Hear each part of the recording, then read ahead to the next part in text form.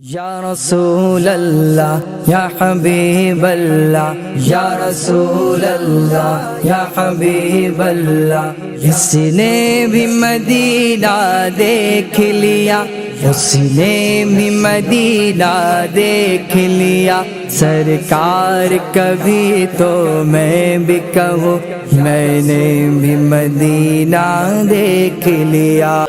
بخاری شریف ہے اور کتاب الادب کے تحت ہماری گفتگو کا سلسلہ جاری و ساری ہے۔ یہاں پر ایک عنوان قائم کیا ہے امام بخاری علیہ الرحمہ نے، باب جعل اللہ الرحمت 100 جزء، اللہ تعالی نے اپنی رحمت کے 100 حصے کیے ہیں۔ ایک مسلمان اللہ رب العزت کو اور اس کے احکامات کو بغیر دیکھے مانتا ہے، جس رب کو بغیر دیکھے بن دیکھے مانتا ہے، اس کی رحمت اس مسلمان کے اوپر کتنی وسیع ہے۔ انسان کا اس چیز کو جاننا ضروری ہے، اور رب تبارک و تعالی کی رحمت کی وسعت کو جاننا یہ بھی ایک ادب ہے۔ اس وجہ سے امام بخاری علیہ الرحمہ نے یہاں پر یہ عنوان قائم کیا ہے، جعل اللہ الرحمت 100 جزء۔ اس عنوان کے تحت انہوں نے چند احادیث ذکر کی ہیں۔ آپ لکھتے ہیں ہمیں حدیث بیان کی ہے ابو الیمان الحکم بن نافع البحرانی نے، وہ کہتے ہیں ہمیں خبر دی ہے شعیب نے، وہ زہری سے وہ کہتے ہیں ہمیں خبر دی ہے سعید بن مسیب نے، اور سعید بن مسیب فرماتے ہیں ان ابا ہریرہ رضی اللہ تعالی عنہ قال سمعت رسول اللہ صلی اللہ علیہ وسلم یقول، کہ ابو ہریرہ رضی اللہ عنہ کہتے ہیں میں نے اللہ کے رسول صلی اللہ علیہ وسلم کو فرماتے ہوئے سنا، جعل اللہ الرحمت 100 جزء، اللہ نے اپنی رحمت کے 100 جز بنا دیے، یعنی کہ 100 حصوں میں اپنی رحمت کو تقسیم کر دیا۔ فَأَمْسَكَ عِنْدَهُ 99 جزءا، اس نے اپنی رحمت کے 99 حصے اپنے پاس رکھ لیے۔ وَأَنزَلَ فِي الْأَرْضِ جُزْءًا وَاحِدًا، ابھی اس نے فقط اپنی رحمت کا ایک حصہ نازل فرمایا، ایک حصہ، 99 حصے اس کے پاس۔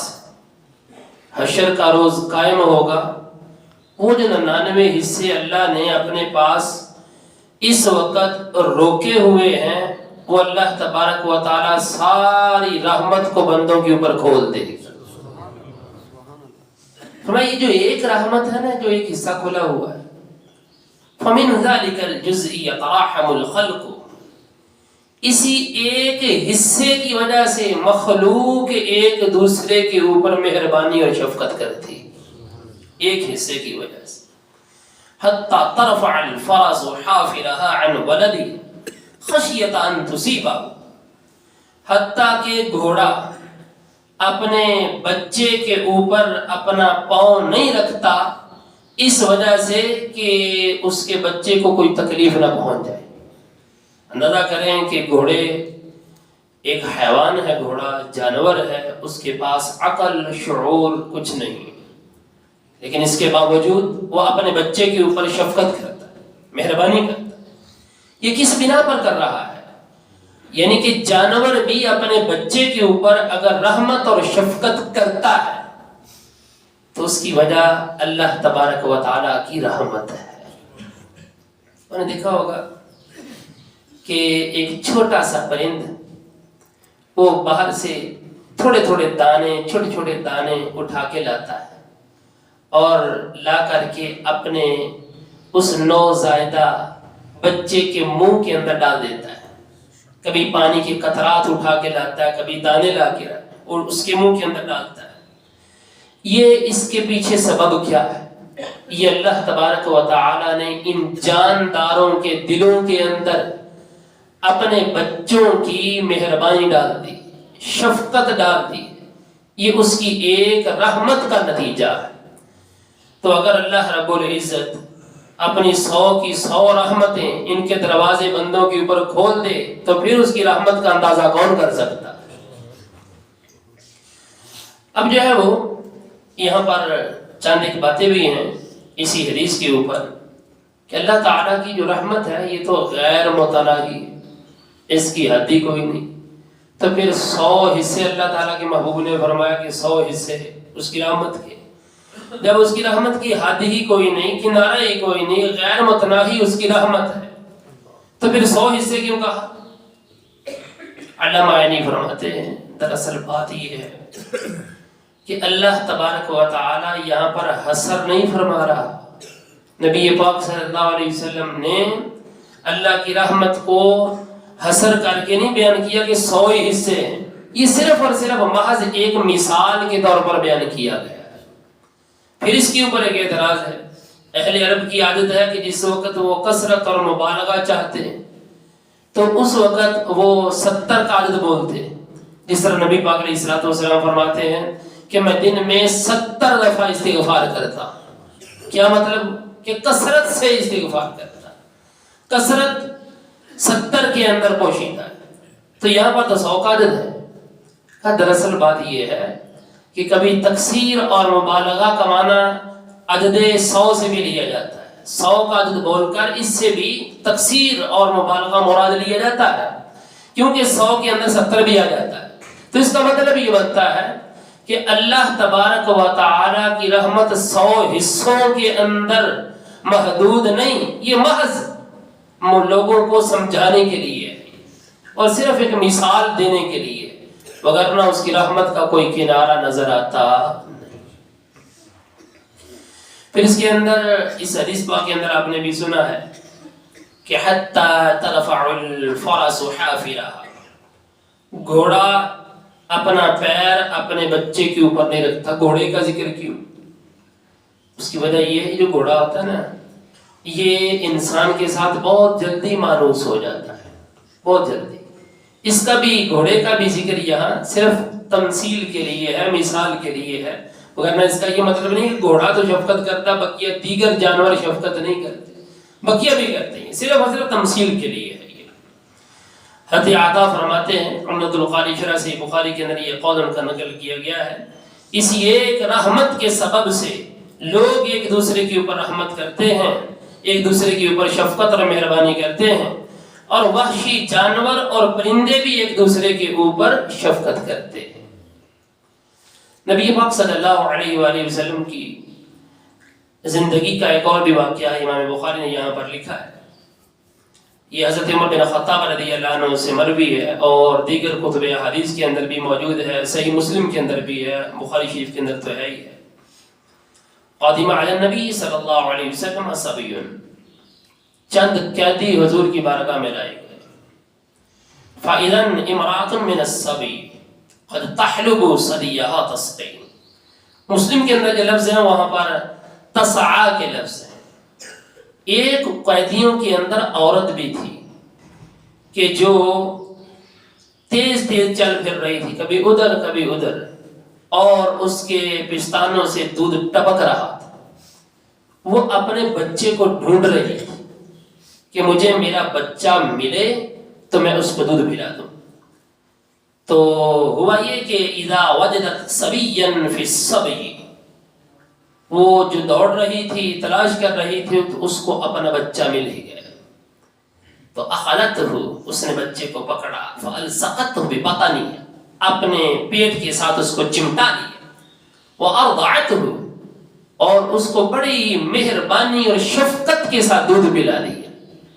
نبی پاک علیہ الصلوۃ والسلام دیکھ رہے تھے، اصحاب سے فرمایا اترون هذه طارحة ولدها في النار، کیا یہ عورت اپنے بچے کو آگ میں ڈال سکتی ہے؟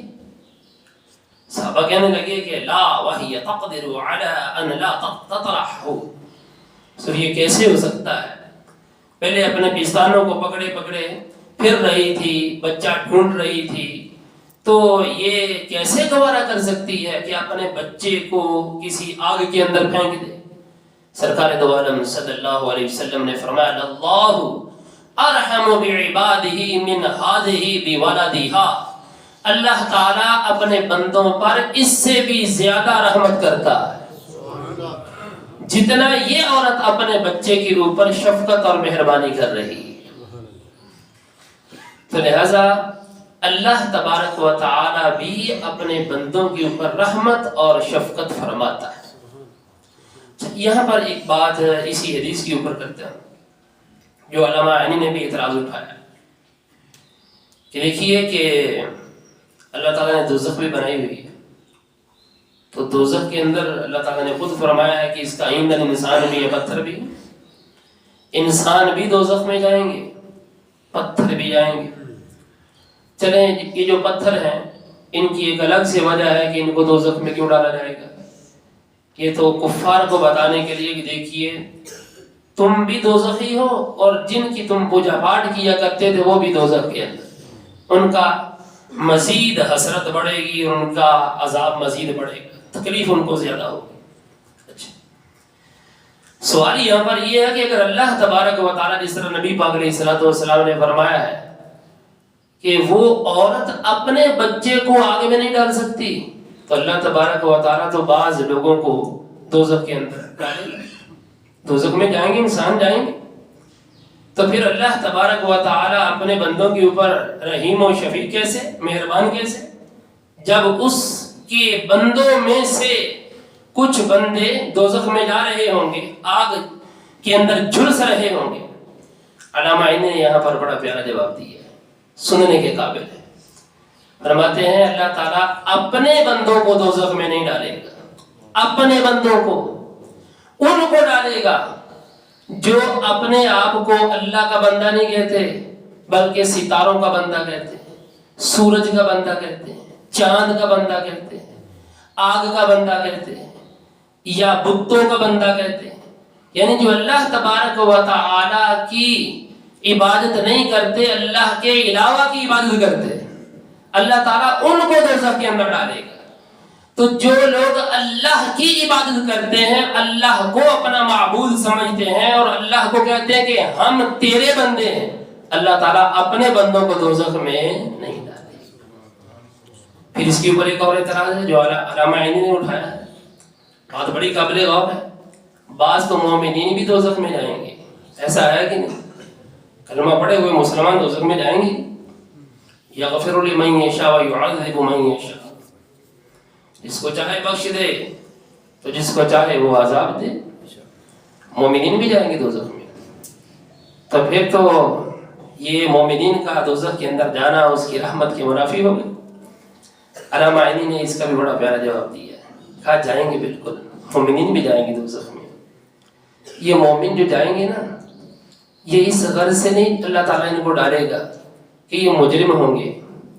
میں ان کی مثال ایسے ہوگی جیسے ایک ماں ہے نا، ماں، بچہ مٹی کے اندر کھیلتا ہے، کودتا ہے، تو اس کے جسم کے اوپر مٹی لگ جاتی ہے، یا اس کے چہرے کے اوپر، اس کے ہاتھوں کے اوپر، اس کے پاؤں کے اوپر کیچڑ لگ جاتا ہے۔ ماں اس بچے کو پکڑتی اور پکڑ کر کے اس کو رگڑ رگڑ کے صابن کے ساتھ، پانی کے ساتھ دھوتی ہے، بچہ چیخ رہا ہوتا ہے۔ اللہ تبارک و تعالیٰ اگر مومنین کو دوزخ کے اندر ڈالے گا تو ان کو جنت کے قابل بنانے کے لیے ڈالے گا تاکہ ان کے گناہ دھل جائیں، ٹھیک ہے جی، یہ غرض ہوگی۔ وگرنہ مومنین کو جو سزا ملے گی وہ سزا نہیں ہوگی جو کافروں کو ملے گی۔ کافروں کا دوزخ کے اندر جانا اور ہے اور مومنوں کا دوزخ کے اندر جانا اور ہے۔ ان کو اللہ تعالیٰ جنت کے قابل بنانے کے لیے دوزخ کے اندر ڈالے گا۔ پھر اس طریقے سے ایک اور بھی سوال علامہ عینی نے قائم کر دیا یہاں پر، یہ بات بڑی قابل غور ہے۔ اگر اللہ تعالیٰ بندوں کے اوپر اس عورت سے بھی زیادہ مہربان ہے جو اپنی آنکھوں کے سامنے اپنے بچے کو آگ کے اندر جلتا ہوا نہیں دیکھ سکتی، تو دنیا کے اندر رہتے ہوئے بہت سارے بندے ایسے بھی ہیں جن کے اوپر قدرتی آفات آ جاتی، آپ نے زلزلے میں دیکھا ہوگا، سیلاب میں دیکھا ہوگا، اور ویسے بھی بہت سارے بندے ایسے ہیں جو بیمار ہو جاتے ہیں، ایڑیاں رگڑ رگڑ کے جو ہے ان کی روح ان کے جسم سے نکلتی ہے، بہت کچھ ہوتا ہے، ایکسیڈنٹ ہو جاتا ہے، دیکھا نہیں جاتا، خون بہ رہا ہوتا ہے، اعضاء علیحدہ ہو جاتے ہیں، بم دھماکے ہوئے، چیتڑے اڑ گئے لوگوں کے، بہت کچھ ہوا۔ تو اب اللہ تبارک و تعالیٰ کی رحمت کا کیا کہیں یہاں؟ تو علامہ معینی نے اس کا بڑا ہی پیارا جواب دیا ہے۔ وہ فرماتے ہیں دراصل بات یہ ہے کہ یہ جو بندوں کے اوپر قدرتی آفات یا بندوں کے اوپر جو بھی مصائب اور علامات ہیں نا دنیا کے اندر، تو یہ بندے کے اپنے ہاتھوں کے کرتوتوں کی وجہ سے آتے ہیں، اپنے ہی گناہوں کی وجہ سے۔ تو جس وقت بندے کے اوپر بیماری آتی ہے، دنیا کے اندر دنیاوی آفات آ جاتی ہیں، تو اللہ تعالیٰ ان کی برکات سے بندے کو دنیا کے اندر ہی پاک فرما دیتا ہے۔ لہذا اللہ تبارک و تعالیٰ ہر حالت میں اپنے بندوں کے اوپر مہربان ہے۔ تو جس وقت یہ بات کہی جاتی ہے نا کہ اللہ تعالیٰ مہربان ہے، اللہ تعالیٰ رحیم ہے، تو اس کا مطلب ہوتا ہے خیر پہنچانا۔ اور جس وقت ہم کسی بندے کے بارے میں کہتے ہیں کہ یہ بندہ مہربان ہے، تو اس کا مطلب ہوتا ہے شفقت کرنا، یعنی کہ یہ بندہ بہت ہی شفقت کر رہا ہے۔ اسی رحمت کا تقاضا ہے کہ انسان جو ہے وہ چھوٹے بچے کو اٹھا کر کے اپنی گود میں رکھ لیتا ہے، اور پتہ بھی ہوتا ہے کہ یہ کچھ بھی کر سکتا ہے، مثلا یہ کیا بھی کر سکتا ہے، دودھ بھی نکال سکتا ہے، یہ پیشاب بھی کر سکتا ہے، لیکن پھر بھی اٹھاتا ہے۔ یہ کیا وجہ ہے؟ اس کی وجہ یہی ہے کہ اللہ تعالیٰ نے انسان کے دل کے اندر اس بچے کے بارے میں شفقت پیدا فرما دی۔ امام بخاری نے پھر نبی پاک علیہ السلام کا واقعہ بھی لکھا ہے۔ اما عائشہ رضی اللہ عنہ فرماتی ہیں کہ وضع صبیا فی حجرہ یحنکہ، نبی پاک صلی اللہ علیہ وآلہ وسلم نے ایک بچے کو اپنی گود میں اٹھایا۔ ہجر کا معنی گود ہوتا ہے۔ کس مقصد کے لیے؟ یحنکہ، کہ ان کو جو ہے وہ تحنیک کریں، گھٹی دیں، گھٹی دینے کے لیے اٹھایا بچے کو۔ فبال علیہ، نبی پاک علیہ السلام کے اوپر پیشاب کر دیا اس بچے نے۔ تو فدعا بماء فاتبعہ، آپ نے جھڑکانے کسی کو بھی، تھوڑا پانی لے آؤ، پانی لے آنا، پھر کیا کیا؟ فاتبعہ، اس کے اوپر بہا دیا۔ مطلب یہ ہے کہ جو بھی غلاظت وغیرہ تھی اس کو صاف فرما دیا۔